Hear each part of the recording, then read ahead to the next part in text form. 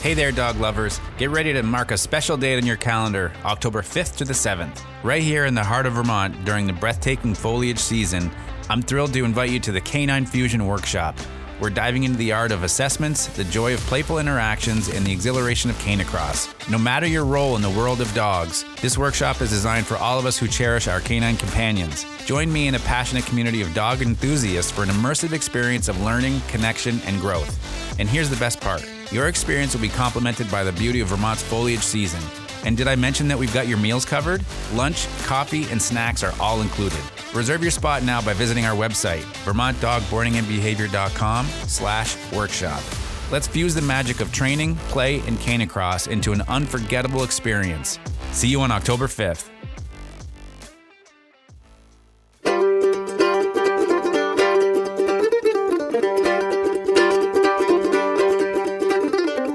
Time again for Talking Dogs with Ian Grant, owner of Vermont Dog Boarding and Behavior, VFW Drive Hyde Park. It's the show that delves into the training, socializing, behavior, nutrition, and wellness of your dog. And brought to you by Guy's Farm and Yard, with locations in Morrisville, Montpelier, Williston, and St. Albans. And we're back with the trainer Ian Grant, and this week, the power of fear, and that is fearful dogs. And of course, we've touched on this subject. Well, what subject haven't we touched on over the last 6 years? But it's a bit of an elaboration of what causes fear in dogs. And that's kind of a complicated question, isn't it? Yeah, I think there's an element for certain dogs that are, born that there might be some sort of version of them being super leery about things. And then you have other dogs that just come out of the womb and everything's happy-go-lucky and they'll go say hi to anybody and everything. And so there is that part of it that we have to kind of keep in our minds. A lot of times there can be just repetitive bad interactions that the dog has had, super duper loud noises that have kind of created this imprint on the dog that's made them fearful, bad experiences with people over and over again. So, and that's the thing too, is a lot of times when I see dogs that are fearful come to me, I don't usually dig too much into what had happened because how they became fearful. Yeah, we're not going to recreate it and then teach the dog like, hey, everything's okay.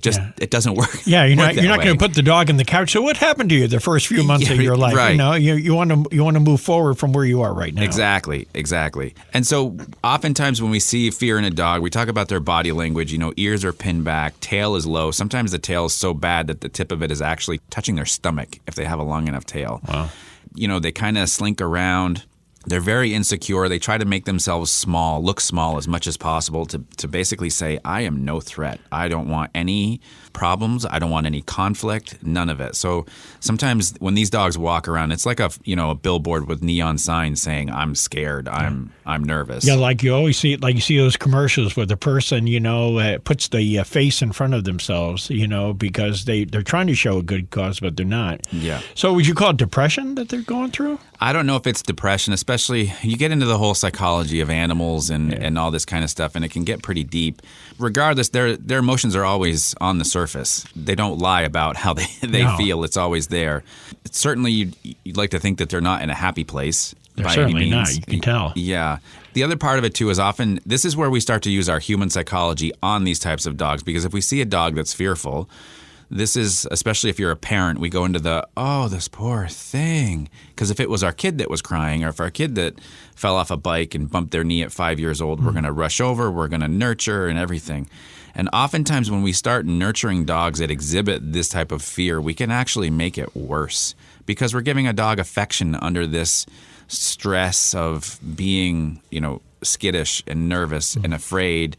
And oftentimes I find in this situation, and this is the other part of it too, if we see a child that's stressed walking down a hallway of a school and you're a teacher, chances are you're going to give that student some direction. You're going to, hey, what's going on? Kind of talk it out. They're not going to walk up and hug them and, are you okay? And what's the matter? And all that kind of stuff. Yeah. So it's important for us in these times that when we see a dog that's very fearful, it's time to give direction, give some instruction. Let's create some clarity for that dog for maybe the first time in months or maybe even years. So what are you instructing them to do? I mean, how do you give them direction? And something as simple as this, I would put the dog on a leash and go for a walk. let's just go for a walk. What dog doesn't like a walk? I mean, this is kind of who they are. This is why they have 4 legs. They're walking through all sorts of environments. That's the first thing. So, we go for a walk. And if you are adopting a dog that's fearful, now we are not only going for a walk, but I want to create the same exact pattern every single day.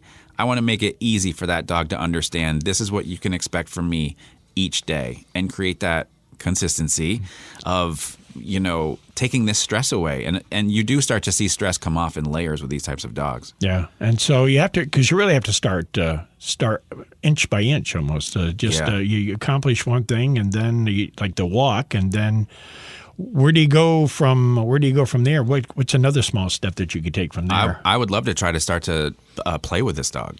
Because that's when you're going to start to release the good chemicals in the brain and the happiness to start to come out. Even, and this can be hard sometimes for a human, even if you try to play with your dog for 10 minutes and they don't play but they're watching you, I would still bounce around and throw a ball around because they're watching. Even if they're not chasing Even if they're not chasing or it. not participating, but they are... It's going through their mind. Yes. And so if we do that every day, you'll start to see them slowly come out of that and realize like, wow, there's good energy here. This is happy time. Yeah. And we can build on this. So between play and walks, this is kind of my go-to with these types of dogs. Yeah. But you have to expect things to progress slowly. Yes. You can't be impatient. Go slow to go fast. For sure.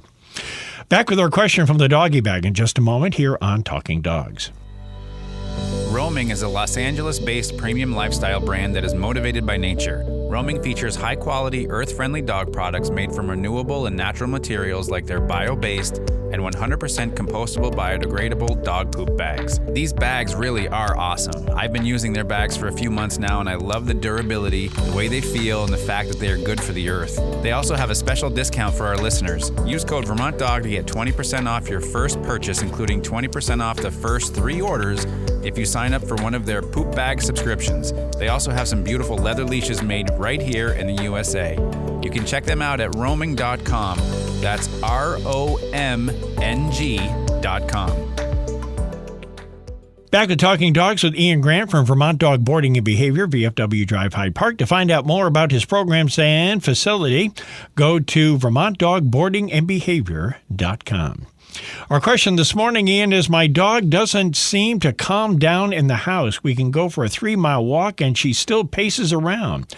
What should I do? So there's some energy that they haven't burnt off. Is that what it is? It can be. It can also be in some situations I see with dogs, they, just like the fearful dog, they need direction of like, just go lie down. Because some dogs will just keep doing things. They're not sure what to do. And they just keep moving and keep moving and keep moving. Unfortunately, too, for a dog that just doesn't ever stop moving, stamina slowly starts to build. And we don't want stamina to build in our dogs. Because then you're going in the other direction. Yes. All of a sudden, that 3-mile walk turns into a 4-mile walk. I would consider tethering that dog, possibly. Maybe, taking the leash and tying it off to a doorknob or shutting the leash in a door, just giving them a little room to move or maneuver. And if you're not comfortable with that, you can always just crate the dog for a couple of minutes. But if you're truly dealing with a dog with a higher level of energy, just, across the board, then we have to think about increasing activity. And it could be a play session outside.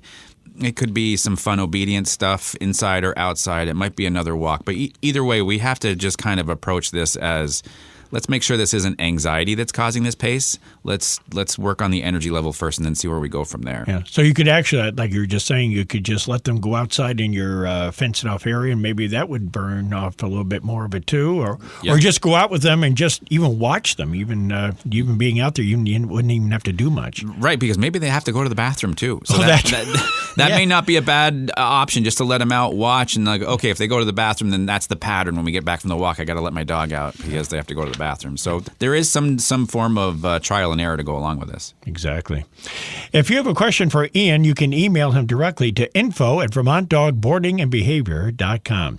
Well, we're going to continue our discussion about the power of fear with dogs next week. So are we going to just continue on our trend that we were kind of getting them started and the road to recovery? Yeah, and I mentioned how much we nurtured the fear too much with dogs, but then there's one other humongous mistake that I see people make with their fearful dogs, and I want to elaborate on that too, because I think this will bring some awareness to everybody if they have dogs like this. And it's coming up next week on Talking Dogs with Ian Grant, brought to you by Guy's Farm and Yard, with locations in Morrisville, Montpelier, Williston, and St. Albans. And for the trainer Ian Grant, I'm Roland LaJoy, and we are Talking Dogs.